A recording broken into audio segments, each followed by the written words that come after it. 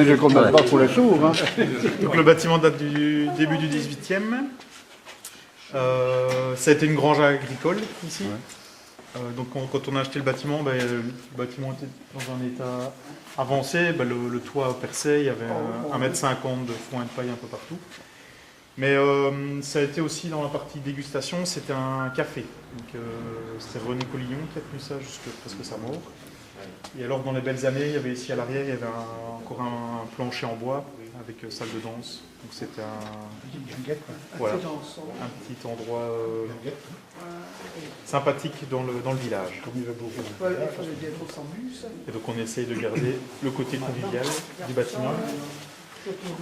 Et donc on a acheté le bâtiment maintenant il y a 7 années. Il a fallu donc 5 ans de travaux pour rénover le bâtiment dans le respect de celui-ci. On a gardé toute la charpente d'origine.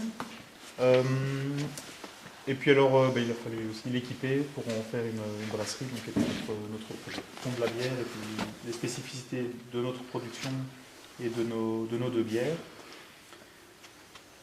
Donc je vais commencer par le commencement, c'est toujours plus simple. On va commencer par les ingrédients. Je vais d'abord vous demander qu'est-ce que vous connaissez des ingrédients pour fabriquer de la bière. De l'eau. De l'eau. Du malt. L'eau blanc. Blanc. Le jus. Je parle pas. Du sucre. Tout. La mousse.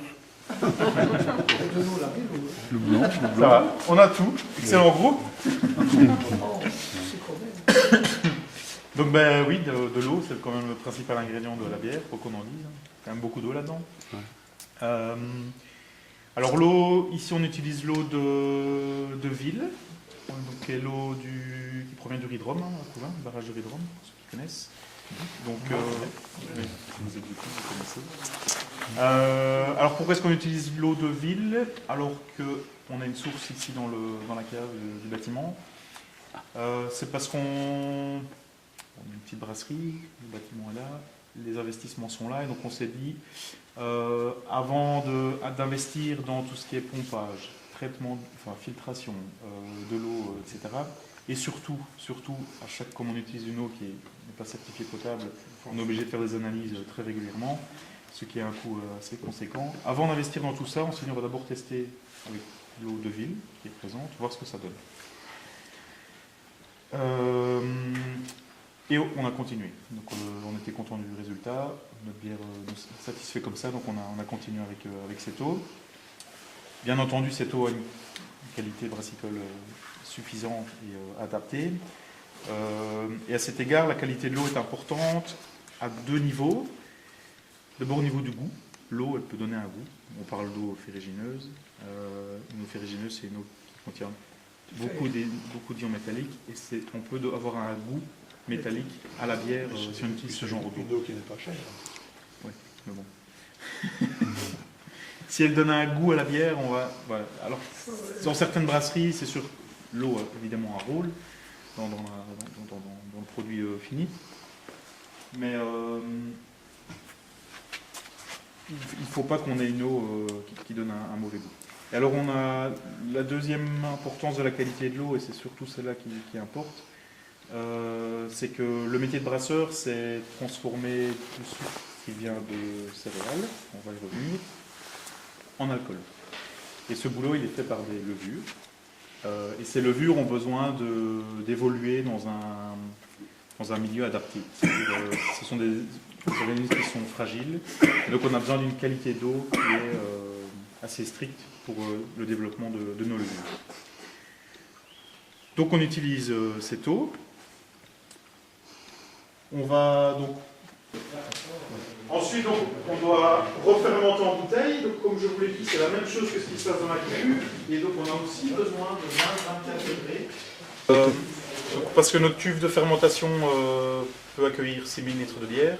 Mais pour avoir ce volume de 6000 litres, on doit brasser 2 fois. Parce que notre cuve de brassage et notre cuve de filtration ne peut pas accueillir 6000 litres. Donc, on va brasser 3000 litres le samedi, 3000 litres le dimanche, de telle sorte que le cuve de fermentation soit rempli dimanche soir de 6000 litres et que la fermentation puisse débuter. Donc samedi, dimanche, je vous expliquais. Roulette. Le bouton rouge est jaune, vous le tournez sur on. Alors au-dessus, il y a un petit bouton qui éclaire. C'est le bouton start. Éclair.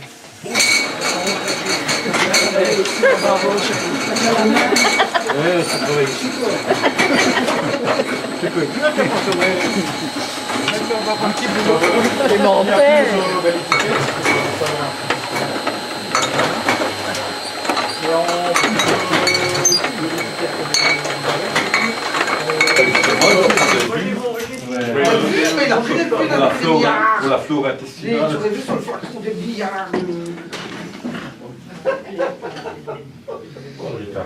Il est gonflé comme ça. Tout le monde est servi? Pas de santé, hein. Ah, Gérard. À santé. Et la bouteille, Fermentation lactique pour les grains. Fermentation aussi de biogaz parce qu'à la fermentation ils sont aussi.